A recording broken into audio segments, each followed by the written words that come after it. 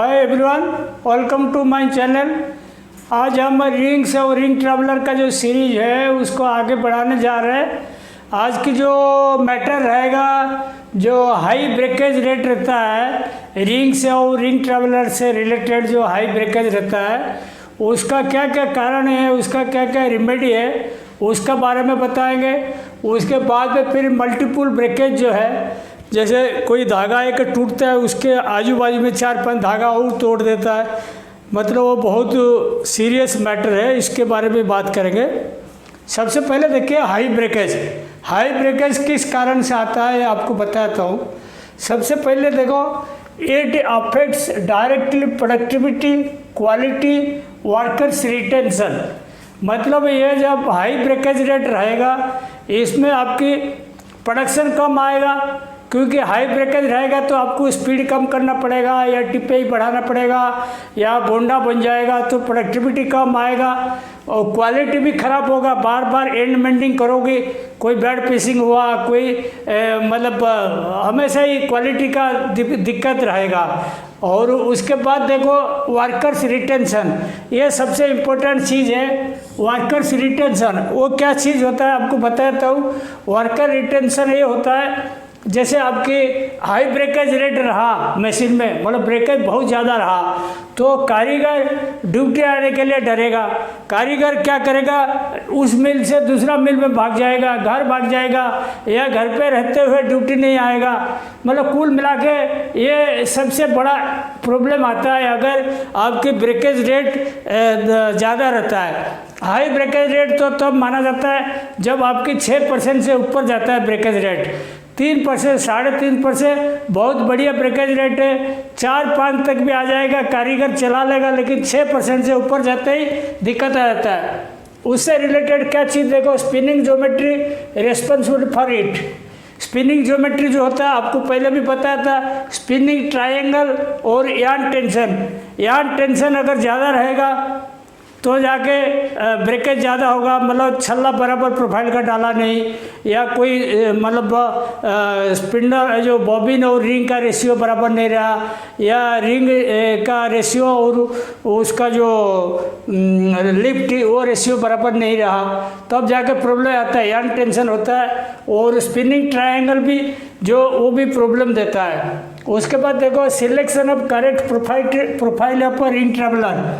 आपको ring traveller का इतना सारी वीडियो डाला, देखिए आपको अगर मटेरियल के हिसाब से, काउंट के हिसाब से आपको सही प्रोफाइल का रिंग ट्रैवलर नहीं डालोगे तो ब्रेकेज नेचुरली हाई रहेगा, इसको फिर आप कवर करना मुश्किल हो जाएगा। उसके बाद देखो स्पिनिंग ज्योमेट्री मस्ट परफेक्ट आज पर मटेरियल काउंट और स्पीड। स्पिनिंग ज्योमेट्री जो होता है मटेरियल काउंट और स्पीड के हिसाब से बराबर रहना चाहिए। उसके बाद देखो स्पिनिंग ज्योमेट्री में ये 2 चीज़ है, इसको ध्यान रखना। उसमें क्या होता है देखो, ratio of ring and empty bobbin dia must 2:1। मतलब रेशियो जो रिंग का समझ लो, रिंग का डाया हो गया समझ लो 36 mm, 36 mm हो गया, तो रिंग ट्यूब जो होता है, रिंग ट्यूब कम से कम 18 mm होनी चाहिए। मतलब रिंग ट्यूब का डबल हो रिंग का डाया, ये रिंग डाया, ये ट्यूब, तो 18 की जगह 19 हो जाएगा चलेगा, 17 हो जाएगा चलेगा, बिल्कुल उसके आसपास। एकदम से आप 36 mm का रिंग लेगा और 22 mm का रिंग ट्यूब ले लेगा, कोई मतलब नहीं रहेगा, वर्किंग बराबर नहीं बैठेगा। Empty tube dia, empty tube dia and ring dia ratio must 5:1। Empty tube dia नहीं, ये लेंथ मतलब लंबाई। एम्प्टी ट्यूब का जो लंबाई होता है समझ लो 165 mm, 170 mm में बोलते हैं ना, उसका 5 भाग से 1 भाग रिंग डाया होना चाहिए। समझ लो आपके 40 mm का रिंग है, ठीक है, mm का रिंग है, तो इसका लिफ्ट जो होता है एम्प्टी ट्यूब का साइज जो होता है 200 mm होना चाहिए, मतलब उसका 5 गुना, तब जाकर उसका स्पिनिंग ट्रायंगल सही बैठेगा। नहीं तो हमेशा ये प्रॉब्लम क्रिएट करेगा, हाई ब्रेकेज रहेगा, आपकी सही नहीं रहेगा। इसीलिए कभी रिंग इंडेंट करते हैं उसी हिसाब से बॉबिन में इंडेंट होता है। Running in must be proper for a smooth surface of ring flange. Ring flange का बहुत बढ़िया स्मूथनिंग करने के लिए रनिंग इन बढ़िया होनी चाहिए। Ring flange if not proper, the pit portion will restrict speed of ring travelers, so traveler lagging will be more cause high yarn tension and yarn breakage will be on higher. ये मैं 3 sentence का आपको बढ़िया से समझाता हूँ। समझ लो railing in time में आप बराबर स्मूथनिंग नहीं हुआ, कहीं कहीं रिंग में हल्का सा पीट रहा, मतलब दाग रहा तो आपको खाली आंख में नहीं दिखेगा। जो अपना जैसे मेडिसिन स्टोर में रहता है ना, वो मेडिसिन का जो पैसा देखने के लिए लेंस डाल कर देखते हैं, बड़ा बड़ा दिखता है, वो वाला जो कांच है वो डाल के रिंग का पीछे साइड देखना, उसमें बिल्कुल ऐसे वेब जैसा दिखेगा, ऐसे वेब जैसा दिखेगा, मतलब बराबर घिसा नहीं है। तो वो ऐसे दिखेगा तो मान लो रनिंग इन बराबर नहीं हुआ। उस केस में क्या करोगी, आपको सही करने के लिए तो रिंग ट्रैवलर जो चलता रहता है, जहाँ पे खड्डा आ जाता है रिंग ट्रैवलर, वहाँ स्पीड कम हो जाएगा तो रिंग ट्रैवलर का स्पीड कम हो जाएगा तो धागा ज़्यादा लैगिंग होगा, मतलब पीछे रहेगा रिंग ट्रैवलर। पीछे रहने के कारण तो उसका ब्रेकेज हो जाएगा, मतलब धागा जब खींचेगा रिंग ट्रैवलर को उसका ब्रेकेज हो जाएगा। तो इसके लिए आपको बराबर रनिंग इन करना है। अगर बराबर रनिंग इन नहीं हुई तो फिर आप क्या करना, न्यू रिंग रनिंग इन अगर प्रॉपर नहीं हुई तो शॉर्ट रनिंग इन फिर करना पड़ेगा आपको। उसके बाद देखो, if some rings found damage it must replace by better one. ये भी एक चीज़ है, अगर रिंग आपकी कहीं डैमेज है, कहीं फ्लेंज घिस गया, छल्ला उठता है, कोई दिक्कत है, तो इसको क्या करना, उससे अच्छा इसको चाक में मार्कर करना, वो रिंग जो डिफेक्टिव रिंग है इसको निकाल देना। आपके पास पुराना रिंग भी होगा जो थोड़ा अच्छा कंडीशन किसी मशीन से निकला होगा, वो आप डाल दीजिए। नहीं तो आपकी ज़्यादा तक रिंग खराब हो गया तो नई रिंग नई रिंग चेंज कर दीजिए। उसके बाद देखिए, लपेट worn out ABC ring setting और स्क्रैच ऑन एम्प्टी बॉबिन्स और फ्लाई ऑफ डिपार्टमेंट। एक चीज़ ध्यान रखो, ये सारी पॉइंट, लपेट हुक समझ लो, जो लपेट का जो आय है वो घिस गया चलते चलते, उसका भी एक लाइफ रहता है, 2-2.5 साल चल गया, उसमें धागा चलते चलते काट देता है। अगर लपेट हुक वर्न आउट होता है तो उसमें फ्लाई चिपक के फ्लाई गोड़ा बन जाता है, फिर धागा घिसा जाता है, धागा तोड़ता है। ABC रिंग सेटिंग कई बार क्या होता है, डॉब खुलते खुलते ABC रिंग साइड हो जाता है, तिरछा हो जाता है, सेंटर में नहीं रहता, उसके कारण भी मतलब ब्रेकेज होता है। ABC रिंग कभी कभी उसका स्क्रू लूज होता है, वो सेंटर से हट जाता है, उसके कारण ब्रेकेज होगा। और स्क्रैच एंड एम्प्टी बॉबिन देखो, कहीं मतलब मिल में आदत है बॉबिन को चाकू से काटते, हार्ड वेस्ट, जैसे ऑटोकोड में खाली हो गया, थोड़ा बॉबिन बच गया, किसी चाकू मार दिए तो ज़्यादा चाकू लगा हुआ बॉबिन में स्क्रैच हो जाता है। जैसे बटन में अपन गेटिंग मारते हैं या बटन में धागा स्पीड में चलने चालू करता है, फिर धागा टूट जाता है। तो फ्लाई ऑफ डिपार्टमेंट में ज़्यादा फ्लाई जनरेट है, वो भी दिक्कत है, हाई ब्रेकेज का कारण है। उसके बाद देखो, brakes, lifting tape, drafting zone, cleaning, spindle, centering, ABC ring centering, ये सारी चीज़ मतलब बैड वर्किंग का ये है। रिम फ्रेम का brakes, lifting tape, drafting zone, cleaning, ये सारी बराबर क्लीनिंग होना चाहिए। स्पिंडल सेंटरिंग होके रहना चाहिए, ABC रिंग सेंटरिंग होके परफेक्ट रहना चाहिए, तब हाई ब्रेकेज नहीं होगा। उसके बाद देखो, ओवरहेड क्लियर और OSTC जो हमेशा चालू रहना चाहिए, डंपिंग के टाइम में खाली बंद रहे। उसके बाद RH आज पर स्टैंडर्ड, ये बहुत इंपॉर्टेंट चीज़ है, समझ लो। RH आपकी ज़्यादा है, आपकी 50-52% चाहे आप 65% रखा, तो RH ज़्यादा होने से क्या होता है, वाटर मॉलिक्यूल ज़्यादा होता है हवा में, और हवा में ज़्यादा वाटर मॉलिक्यूल होता है तो छल्ला लोड हो जाता है, तो हाई ब्रेकेज होता है। ये सारी चीज़ें हाई ब्रेकेज का कारण है। मैं थोड़ा साइड हो जाता हूँ, आप इसको लिख लीजिए बढ़िया से, और ये आपकी लाइफ लॉन्ग काम आएगा। नेक्स्ट देखिए, मल्टीपल ब्रेकेज भी एक प्रॉब्लम है रिंग का ब्रेकेज की, हाई ब्रेकेज के बारे में। अगर ring traveller on lighter side, अगर रिंग ट्रैवलर लाइटर साइड होता तो बैलूनिंग बहुत बड़ा हो जाएगा, फिर सेपरेटर में दोनों साइड में टकराएगा, ब्रेकेज होके वो फिर फ्लाई उड़ के दूसरा स्पिंडल में उधर लेफ्ट साइड राइट साइड दोनों साइड में उड़ेगा, मल्टीपल ब्रेकेज होता। तो कभी लाइटर साइड रिंग ट्रैवलर रखना नहीं।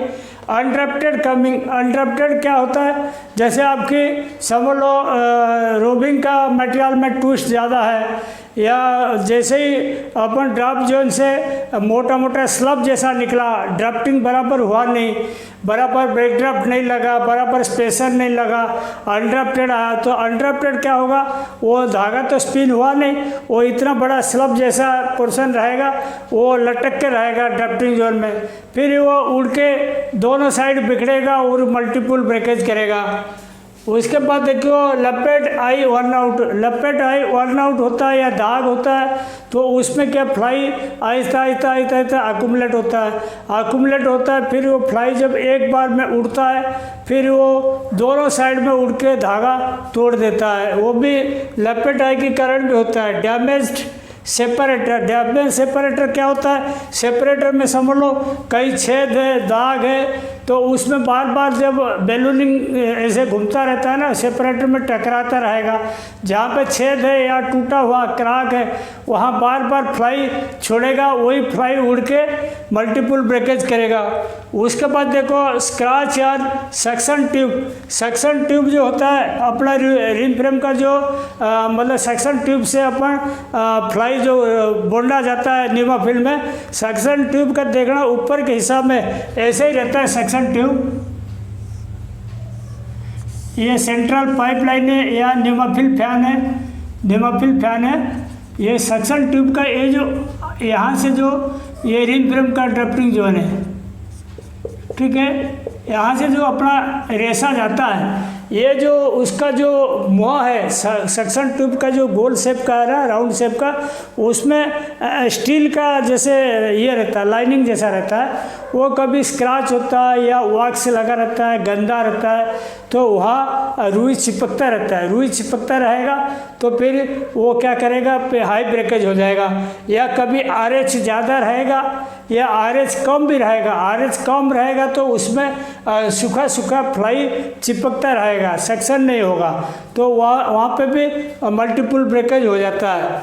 उसके बाद देखो हाई सक्शन फोर्स, ये सक्शन फोर्स हाई होने से क्या दिक्कत होता है, देखिए जैसे अपना ड्राफ्टिंग जोन से अपना मतलब ये धागा निकल रहा है, ऐसे आगे जा रहा है, समझ लो ये सक्शन ट्यूब इधर है, यहाँ एक सक्शन ट्यूब है, तो ये जो सक्शन प्रेशर अगर हाई होता है, ये इतना ज़्यादा खींचता है, ज़्यादा खींचता है, ये धागा समझ लो यहाँ टूटा, यहाँ सक्शन ट्यूब में जाना चाहिए, कभी कभी यहाँ जाकर फिर इधर भी ले लेगा, तो दो स्पिंडल में चला जाएगा सक्शन ट्यूब में, तो वो भी दो में चला जाएगा, फिर वो उड़ता रहेगा और आगे मल्टीपल ब्रेकेज कर देगा।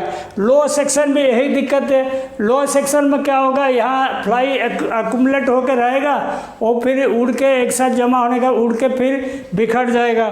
लो सेक्शन हाई सेक्शन दोनों ही खराब है, अपन को जितना सेक्शन अप्रोप्रिएट है उतना ही रखना है सेक्शन ट्यूब के लिए।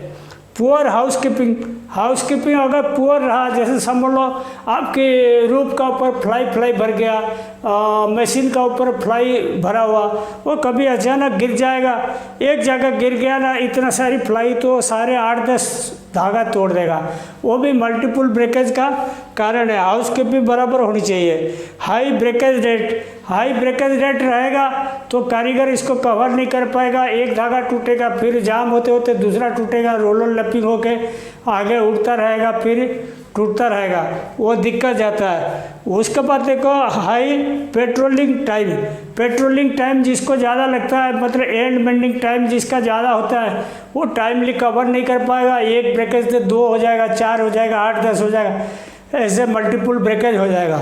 ये मल्टीपल ब्रेकेज का यही सब कारण है, इसको अटेंड करने के लिए ये सब चीज़ का आपको ध्यान देना पड़ेगा। नेक्स्ट देखिए रिंग ट्रैवलर का नंबरिंग कैसे होता है वो बताता हूँ। रिंग ट्रैवलर का वजन के हिसाब से होता है। यहाँ देखिए रिंग ट्रैवलर नंबर 1, 2, 3, 4, 5 ऐसे बढ़ता रहेगा।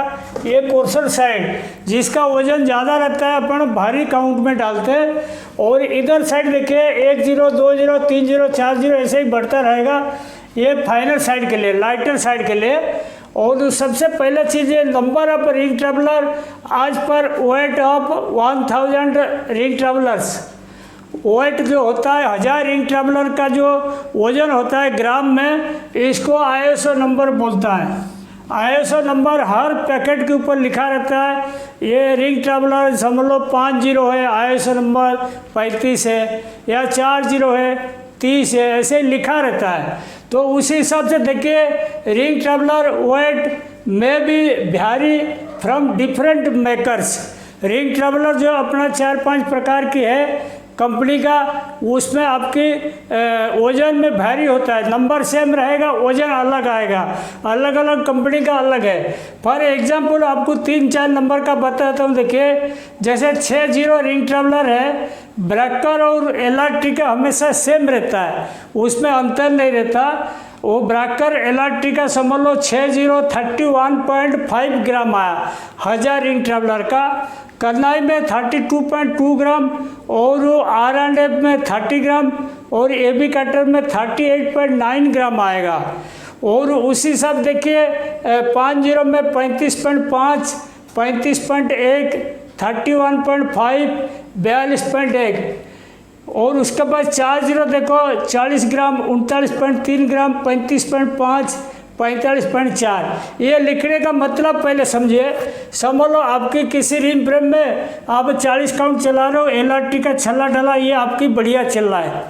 LRT का छल्ला 31.5 ग्राम मतलब 60 में आता है। और आपके कुछ रिंग में समझ लो R&F का रिंग लगा हुआ, R&F का छल्ला चल रहा है, तो उस केस में क्या करोगी, जब 60 आपकी LRT और ब्रेकर में सेट है, तो R&F जो रिंग ट्रैवलर रिंग चल रहा है उसमें 31.5 वो 60 में इधर आया, इधर 50 में आया, तो R&F में आप एक नंबर आपको भारी डालना पड़ेगा, तब जाकर उतना वजन मिलेगा।